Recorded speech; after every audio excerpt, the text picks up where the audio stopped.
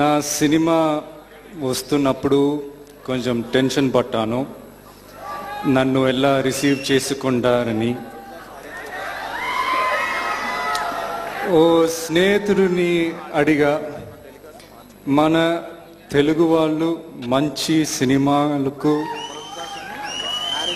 బ్రహ్మరథం పడతారు అన్నాడు.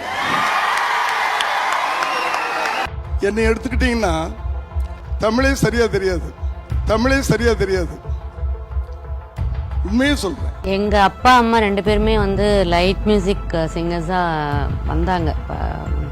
ஹைதராபாத்ல இருந்து கிளம்பி அவருடைய தாய்மொழி தமிழ் அல்ல, தெலுங்கு தான். விஜயின் தாய்மொழி தெலுங்கு தாயுடைய மொழி.